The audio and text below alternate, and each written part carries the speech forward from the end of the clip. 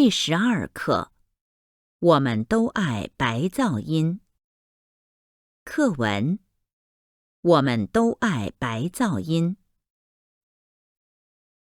你有过这样的经验吗？会还没开始，屋子里一片嘈杂，突然房间里莫名其妙的一片寂静。有人说了句：“好安静啊！”马上大家又聊了起来。这是什么现象？其实这是千万年自然选择的结果。没有学会在白噪音减退时闭嘴的人，在自然界早已被淘汰掉了。什么是白噪音？我们不妨形象地描绘一下。白噪音听上去像下雨的声音，或者像波浪拍打岩石的声音，或者像微风抚摸树叶时发出的沙沙声。在森林里，鸟的叫声就是白噪音，也是天然的警报器。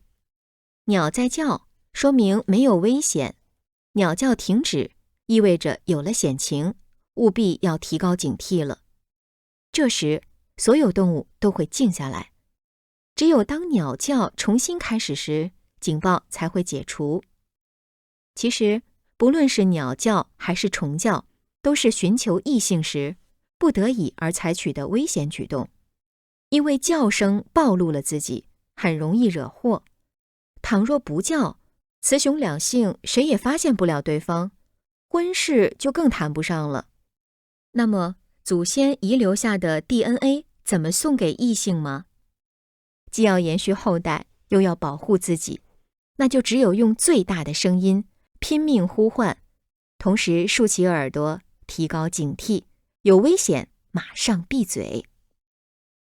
原始社会之前，我们的祖先还没有进化成人类，他们最喜欢的事情，可能就是在鸟叫声中无忧无虑地睡大觉。最焦虑的事情，就是周围一片寂静，因为那说明危险正在靠拢。我们喜欢听鸟的叫声，因为那会让紧张的神经放松下来。经过数千万年的自然选择，对白噪音减弱越敏感的生物，存活和找到配偶的可能性越大。这种意识在 DNA 中保留下来，并且世代相传。会议室里的嘈杂声就是白噪音，大量的白噪音暗示着安全。当嘈杂声减弱时，提示大家要警惕，然后闭嘴观察。这是人类大脑深处的预警意识。当有人说“好安静啊”时，大家发现没有危险，于是报警解除。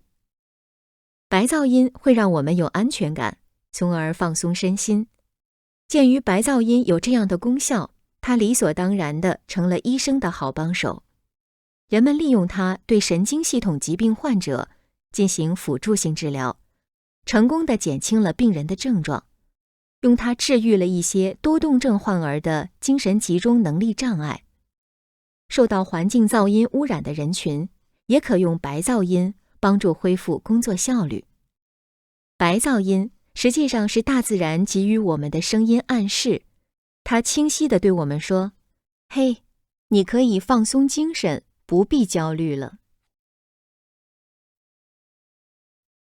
生词：白噪音、嘈杂、莫名其妙、淘汰、不妨、描绘、波浪、岩石、抚摸、务必、警惕、解除、不得已、暴露、惹祸、雌雄、祖先、遗留、吗、延续、后代、呼唤、树、原始、进化、靠拢、神经、